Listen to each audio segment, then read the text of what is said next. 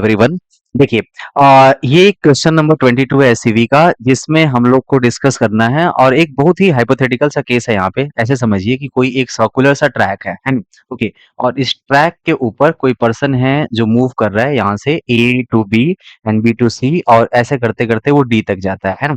और बीच में concavity change हो रही है। पहले वो एक डाउनवर्ड कर्व है और उसके बाद अपवर्ड कर्व हो रहा है, और यहाँ पे सी पॉइंट पे मोशन चेंज होगा। इसके बारे में डिस्कस करना है कि कैसे कैसे चीजें हो रही हैं।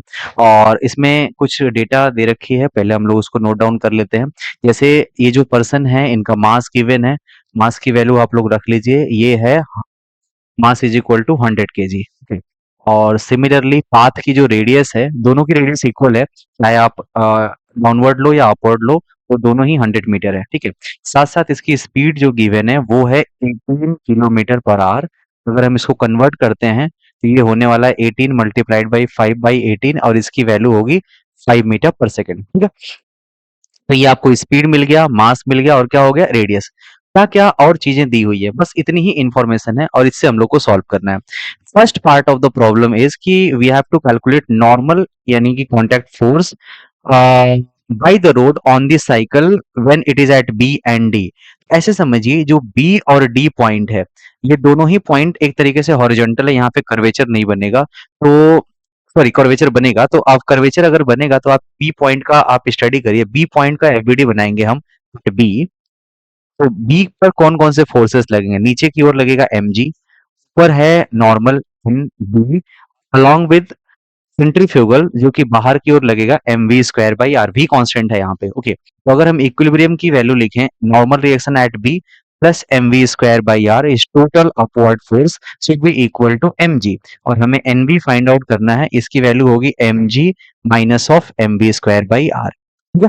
ओके। और मास और mg की वैल्यू रखो, ये हो जाएगा 1000 minus of mass is 100 minus of 100 into V² 25 divided by R. R खुद 100 है। ओके। तो ये हो जाएगा 1000 माइनस ऑफ 25, और इसकी वैल्यू आ जाएगी 975 न्यूटन। ये इसका बी पॉइंट का नॉर्मल है। जब हम डी पॉइंट की बात करेंगे, यानी कि ये पर्सन जब डी पॉइंट पे पहुंचता है, तो नॉर्मल रिएक्शन ऊपर की ओर होगा, एन डी, और नीचे की ओर क्या होगा, M G.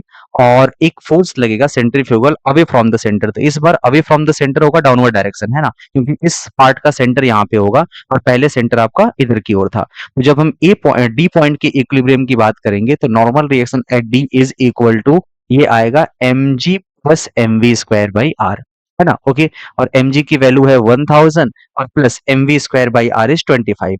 Okay. Final answer हो जाएगा 1025 न्यूटन। ठीक है। चलिए, अब इसके अगले पार्ट की ओर देखते हैं, और इसमें हम लोग को कैलकुलेट करना है force of friction exerted by back on the tyre when cyclist is at B C and D. Okay. तो बी सी और डी के पॉइंट पे बताना है मुझे फोर्स ऑफ फ्रिक्शन। देखो, बी पॉइंट और डी पॉइंट दोनों ही हॉरिजॉन्टल है ना, कांस्टेंट स्पीड से चल रहा है, तो यहाँ पे किसी फ्रिक्शन की जरूरत नहीं पड़ेगी। फ्रिक्शन पड़ेगा इंक्लाइन प्लेन पे। जैसे ऐसे समझिए कि मेरे पास कोई इंक्लाइन प्लेन है और इसका एंगल है थीटा। ठीक है। तो नीचे की ओर तो एक फोर्स लग रहा है mg का component, that is mg sin theta, और मुझे इसको रोकने के लिए mg sin थीटा इसे एक्सेलरेट करेगा। रोकने के लिए अपवर्ड डायरेक्शन में एक चाहिए फ्रिक्शन, और वो फ्रिक्शन किसके इक्वल होना चाहिए, mg times of sin theta, है ना। लेकिन ये तो तब ना जब थीटा है, अगर थीटा नहीं है, यानी कि at B and D theta is equal to 0, it means required force of friction for motion with constant velocity is also equal to 0। now, लेकिन अगर हम C की बात करें एट C, तो C का मुझे पहले एंगल निकालना पड़ेगा। देखो, ये सेमी सर्कल है, ये एंगल 90 है ना। ओके। ये आपका 90 डिग्री है, तो आप इसको B से इस पॉइंट को कनेक्ट करो, और ये हाफ एंगल होगा 45, है ना। ओके। और अगर हम C से कनेक्ट करते हैं, तो ये भी एंगल आपका कितना हो जाएगा, 45, और ये सारे एंगल 45 है, यानी एंगल ऑफ इंक्लिनेशन 45 है। इट मींस कि friction force at point C is equal to mg times of sine 45, है ना। ओके।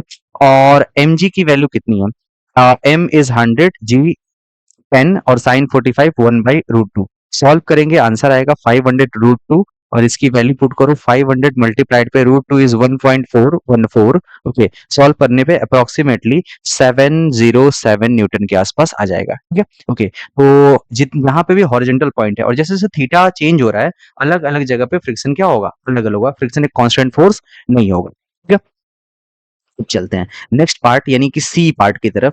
सी में पूछा है normal force between the road and the cyclist just before and just after of the cycle. देखिए यही वो part है जिसके लिए इस क्वेश्चन को हम लोग डिस्कस कर रहे हैं।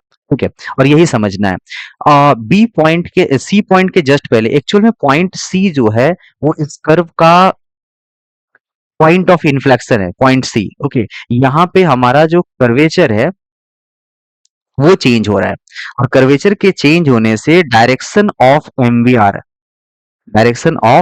M V square by R ये भी क्या होगा, चेंज होगा, है ना। ओके, क्योंकि सर्कल की सेंटर चेंज हो रही है। सी के पहले हम बिफोर सी की बात करते हैं। बिफोर सी जब आप डायग्राम बनाएंगे तो यहाँ पर वो पर्टिकुलर बॉडी है जिसके ऊपर की ओर क्या लगेगा, नॉर्मल। नीचे हो जाएगा mg का component that is cos theta, क्योंकि mg sin थीटा तो टेंजेंशियल लग रहा होगा, है ना। ओके, और इसके साथ साथ mv स्क्वायर बाई आर लगाएंगे। mv स्क्वायर बाई आर हम लगाएंगे away from centre, just before C centre हमारा यहाँ पर था तो इससे बाहर की ओर एक फोर्स लगेगा mv स्क्वायर बाई आर, है ना। तो normal reaction just before C, normal plus mv square by R is equal to ये हो जाएगा mg cos थीटा। इस केस का जो नॉर्मल होगा ये आएगा mg cos theta minus of what, mv square by R. Okay, value put करते हैं। mg cos theta 1000 into cos theta is 45, 1 by √2 minus m 100, v square 25 divide by r is 100, है ना। इसको सॉल्व कर सकते हैं। इसको आप सॉल्व करोगे तो इसकी वैल्यू आई थी 707 माइनस ऑफ 25, फाइनल आंसर आपका हो जाएगा 682 न्यूटन। ठीक है, ओके। और जस्ट आफ्टर सी की बात करें तो अब यहाँ पे डायरेक्शन ऑफ सेंट्रीपिटल फोर्स क्या होगा, चेंज हो जाएगा।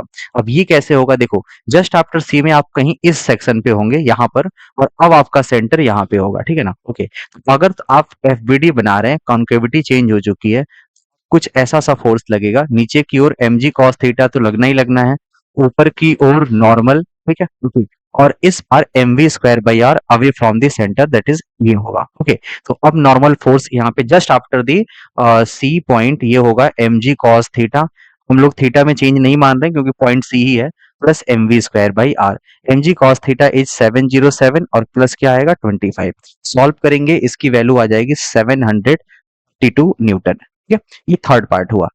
अब आते हैं इसके लास्ट पार्ट की ओर, D part. What should be the minimum friction coefficient between the road and tire which will ensure that the cyclist can move with the constant speed। देखो ये सबसे इंटरेस्टिंग पार्ट है, अभी इसका देखते हैं क्या होगा। इससे पहले इसको सॉल्व करते हैं फिर बात करेंगे। देखिए मुझे इसको कांस्टेंट स्पीड से लेके जाना है। ऐसे समझिए कि जब कांस्टेंट स्पीड से लेके जाना है तो आपका एक फ्रिक्शन फोर्स लग रहा होगा, क्योंकि नीचे की ओर तो एक कंपोनेंट लगेगा mg का जो उसको आगे की ओर एक्सेलरेट करेगा mg sin थीटा, और इसे रोकने के लिए फ्रिक्शन ही है जो उसे रोक सकता है और नेट फोर्स जीरो होगा। ठीक है, किसी भी इंस्टेंट पर at any instant mg sin theta should be equal to force of friction जो भी लग रहा है ना? अब फ्रिक्शन का जो फोर्स है वो अलग अलग जगह पे अलग अलग लग रहा है, ठीक है। ओके, वो नॉर्मल से आएगा और जो सबसे कम नॉर्मल होगा वो पॉइंट सी के आसपास होगा। तो पॉइंट सी पे दो नॉर्मल है, एक जस्ट पहले और एक जस्ट बाद में, तो उन दोनों नॉर्मल में जो सबसे कम नॉर्मल होगा वो सबसे क्रिटिकल नॉर्मल होगा। तो यहाँ पे दो नॉर्मल है n1 और n2।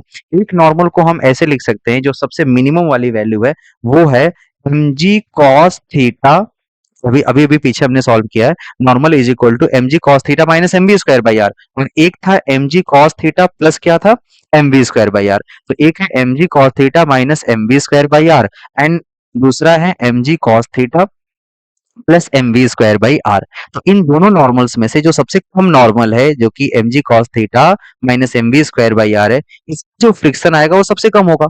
और जब फ्रिक्शन सबसे कम होगा तो अनस्टेबिलिटी यानी कि फोर्स के बैलेंस होने की प्रोबेबिलिटी सबसे कम होगी। तो मुझे सबसे सेफेस्ट रास्ता बताना है, तो mg sin theta that should be equal to maximum force of friction mu times of normal, और नॉर्मल हम लोग n1 लेंगे, यानी ये हो जाएगा mu times of mg cos theta minus of what M V square by R, और मुझे यहाँ से म्यू निकालना था, तो म्यू की वैल्यू हो जाएगी M G times of sine theta divided by M G cos theta minus of M V square by R. Okay, थोड़ा सिंप्लीफाई कर देते हैं।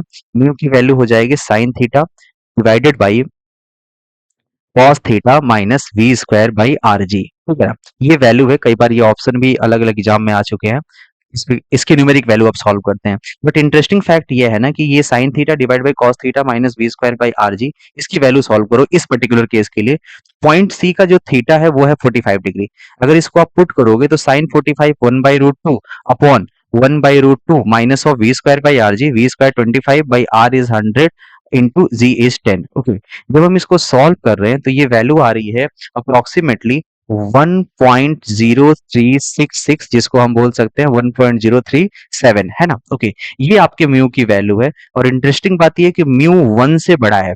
इसका सिंपल सा मतलब है, देखो अब ये डिस्कशन अलग हो जाएगा कि म्यू क्या ये पर्टिकुलर केस पॉसिबल है या नहीं है, क्योंकि म्यू की वैल्यू जनरली हम लोग जो देखते हैं वो लेस देन 1 होती है ना? ओके, बट यहाँ पे वैल्यू 1 से ज्यादा आई है। इसका सिंपल सा बात है कि नॉर्मल ट्रैक पर ये पॉसिबिलिटी मतलब ये पॉसिबल ही नहीं है कि वो पर्टिकुलर पर्सन यहाँ से आप जाए और कांस्टेंट स्पीड हो। मतलब आपको अगर अपनी स्पीड कांस्टेंट रखनी है तो उसके लिए एक अलग से फोर्स की जरूरत पड़ेगी, तो इसको कांस्टेंट नहीं रख सकते, है ना? कहीं ना कहीं आपकी स्पीड या तो बढ़ेगी या तो कम होगी, है ना? और अगर आपको कांस्टेंट रखना ही रखना है तो उसके लिए म्यू की वैल्यू 1 से ज्यादा है, जो कि एक क्रिटिकल केस को रिप्रेजेंट नहीं करते। ठीक है, चलिए, ओके बच्चों, थैंक यू।